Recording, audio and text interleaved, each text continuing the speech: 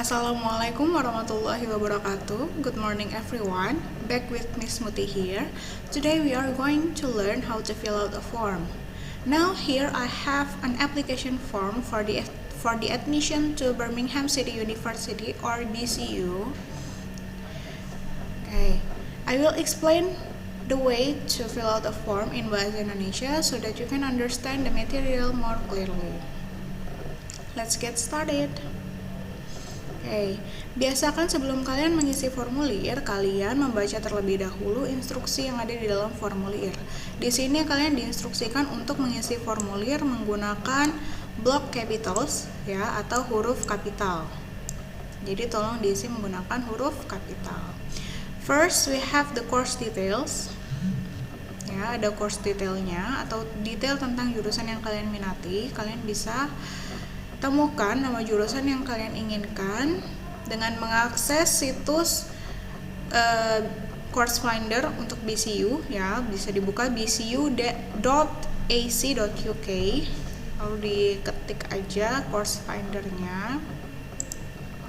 Di sini kalian tuliskan bidang yang kalian inginkan. Misalnya saya tuliskan di sini English. Ya, bisa juga kalian tuliskan misal science atau social atau lebih spesifik misal mau biology atau misal mau physics atau mau sociology ya bisa dituliskan di sini. Year of entry-nya atau tahun masuknya mau tahun berapa. Lalu level of study, kalau undergraduate ini untuk S1 ya, postgraduate ini untuk S2. Apa bedanya TOT dengan research? Kalau TOT itu mereka tidak dipersiapkan untuk penelitian, sedangkan kalau yang research dipersiapkan untuk penelitian ya. Model of attendance-nya mau full time kah, part time kah, atau distance learning gitu ya. Di sini saya pilih full time karena biasanya untuk mahasiswa yang tidak sedang bekerja pilih yang full time. Sedangkan kalau sambil bekerja bisa pilih yang part time atau mau distance learning berarti pembelajaran jarak jauh gitu ya. Bisa di search. Proposed started date-nya. Misal di sini saya September 2020 full time ya. Proposed year-nya atau apakah mau year 1, year 2 atau year 3. Kalau year 1 ya biasanya ini untuk mahasiswa baru. Sedangkan untuk year 2 atau year 3 berarti ini untuk yang mutasi dari universitas lain. Dan the personal details bisa diisi title-nya. Ya, kalian sudah tahu ya perbedaannya Mr., Miss, Miss dan Mrs. Ini bisa dicek ditemukan di YouTube yang lainnya ya. Lalu gendernya, date of birth-nya dimulai dari day, month, lalu year. First name-nya, misal kalau nama kalian adalah Vicky Ashrila, maka tulis saja cukup Vicky, yaitu nama depannya saja. Maiden name itu berarti nama gadis atau nama sebelum menikah. In any other name that you have been known by berarti nama lain atau nama panggilan kalian bisa kalian tuliskan. Misal nama panggilannya sama berarti tuliskan saja cukup Vicky. Atau kalau kalian punya nama panggilan misal Vika bisa ditulis Vika di sini ya. Lalu surname atau family name ya, karena di Indonesia kita tidak punya nama keluarga maka bisa dituliskan saja nama terakhir kalian. Ya, misalnya kalau namanya Vicky Ashrila maka tuliskan saja Ashrila. Tapi untuk beberapa suku ada yang mempunyai marga maka bisa dituliskan marganya di sini. Atau sangat sering ada nama orang yang hanya satu kata gitu kan. Meskipun zaman sekarang udah jarang tapi masih ada nama yang hanya satu kata. Misal namanya hanya Soekarno. Maka bisa dituliskan pada first name-nya Soekarno, lalu surname atau family name-nya juga Soekarno. Gitu ya. Permanent address dituliskan alamat tempat tinggal kalian yang permanen, gitu ya, otomatis yang di Indonesia. Dimulai dari nomor rumah, lalu nama jalan, nama kota dan nama provinsi, lalu diikuti dengan country-nya atau negaranya, lalu postcode atau kode pos. Correspondence address ini berarti alamat surat ya, apabila berbeda dengan alamat tinggal. Karena di sini kalian mendaftar di Birmingham City University, otomatis kalian nantinya dimisalkan atau dianggapnya akan tinggal di sana gitu kan. Jadi bisa ditulis untuk alamat suratnya adalah alamat ketika kalian stay di UK. Seperti sebelumnya, ditulis yang pertama adalah nomor rumah, lalu nama jalan, nama desa, dan nama kota. Lalu di sini negara bagian dan negaranya. Miss, bagaimana kalau nama jalan saya ketika di Indonesia itu namanya misal Jalan Jeruk? Apakah ditulisnya Orange Street? Tidak ya, jadi untuk nama jalan cukup jalannya saja yang diubah ke bahasa Inggris, yaitu street. Sedangkan namanya jeruk misalnya, tetap dalam bahasa Indonesia. Jangan diubah menjadi orange. Kita lihat di sini ada daytime telephone, evening telephone, and mobile.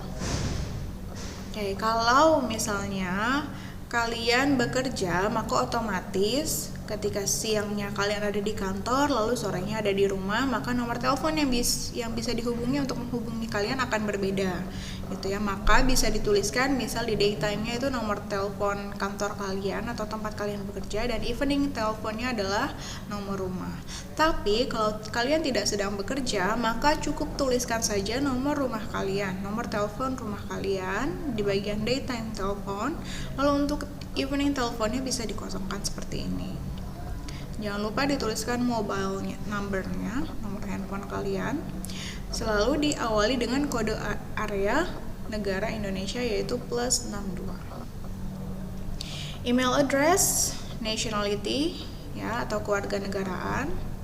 If not born in the UK, please state date of arrival to UK. Kalau kalian tidak dilahirkan atau tidak tinggal di UK, maka tuliskan tanggal kalian tiba di UK. Misalnya ini ya. Area of permanent residence, bisa dituliskan. If you are a member of a professional body, kalau kalian sudah bekerja dan kalian menjadi anggota dalam badan profesi, maka bisa dituliskan di sini. Tapi karena di sini Vicky Ashrila belum bekerja, maka bisa dikosongkan. Have you ever studied in the UK before? No.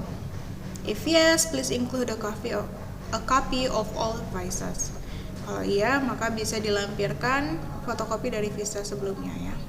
What level was your previous study in the UK? Karena dia belum pernah belajar di UK sebelumnya, maka bisa dikosongkan. Have you ever studied at Birmingham City University before? No. Lalu di sini ada academic professional qualifications. Ini adalah untuk educational background kalian, bisa dituliskan di sini, dimulai dari kualifikasinya. Kalau kalian terakhir ya, karena di sini dia apply untuk S1, maka biasanya pendidikan terakhirnya adalah lulusan SMA, maka bisa dituliskan di sini senior high school. Subjeknya atau jurusannya IPA misalnya, kalau IPS berarti science. From months, dari bulan apa kalian masuk SMA, bisa dituliskan sampai bulan apa, tempatnya, lalu hasil akhir atau nilai akhir, ini bisa dilihat dari ijazah ya.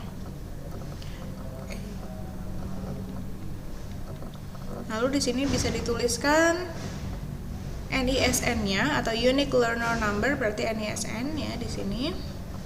Nah, untuk siswa overseas atau siswa dari luar negeri biasanya akan dipersyaratkan untuk mengikuti tes TOEFL atau tes IELTS terlebih dahulu. Ya, maka bisa dituliskan di sini hasil dari tes IELTS atau tes TOEFL kalian. Bisa pilih salah satu saja. Lalu di sini ada kolom untuk pengalaman kerja bagi yang sudah bekerja sebelumnya. Apabila belum pernah bekerja sebelumnya, bisa dikosongkan saja. Lalu international student, untuk siswa internasional. Apakah kalian menggunakan agen untuk menemukan jurusannya atau untuk mendaftar gitu ya? Kalau menggunakan agen bisa dituliskan nama agen dan nama email agennya, tapi kalau tidak bisa dicentang yang bagian tidak. Oke, untuk agen ini sama seperti konselor pendidikan. Ya, biasanya siswa yang mau mendaftar di luar negeri, mereka menggunakan jasa konseling pendidikan. Contohnya untuk yang mau mendaftar di universitas di Inggris, ada konseling pendidikan yang namanya EBAC. Ya, Indonesian British Education Center kalau nggak salah ya. Lalu ada juga Sun Education, itu dua-duanya sama-sama konseling pendidikan untuk mendaftar di universitas di luar negeri. Oke, lalu di sini ada bagian untuk referee atau orang yang memberikan rekomendasi atau referensi.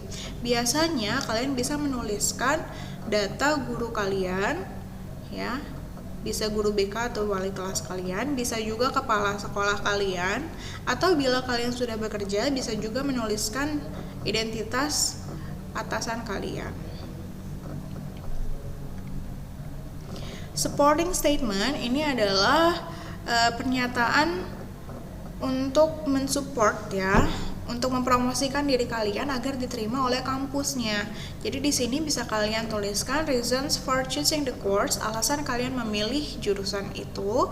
Lalu your professional career to date, ya berarti karir yang relevan dengan jurusan yang kalian pilih, yang pernah kalian jalani.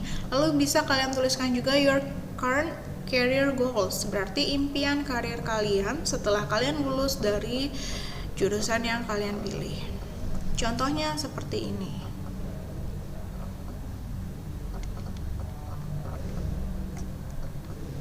Lalu di sini disabilities, berarti disabilitas kalian bisa dipilih.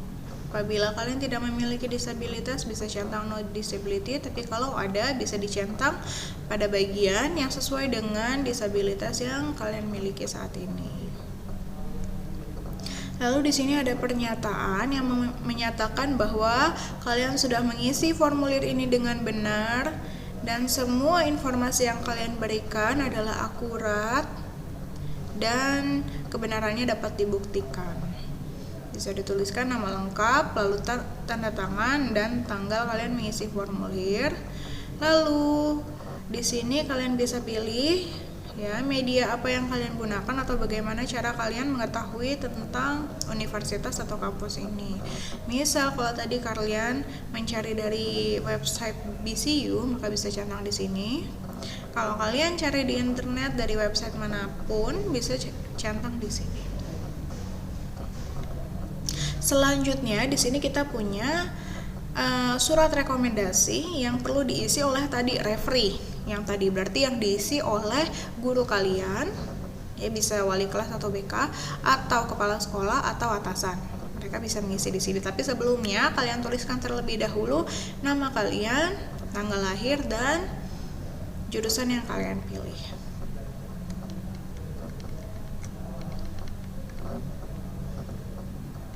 Baik, sampai di sini materi kita sudah selesai tentang bagaimana untuk mengisi formulir pendaftaran di universitas di luar negeri yang menggunakan bahasa Inggris. Apabila kalian memiliki pertanyaan atau ada penjelasan yang kurang jelas, bisa kalian tanyakan di kolom komentar di YouTube ini, atau bisa juga kalian tuliskan di grup Telegram dan nanti akan kita bahas pada pertemuan selanjutnya. Okay, if you have no more questions, see you next time. Have a nice day. Wassalamualaikum warahmatullahi wabarakatuh.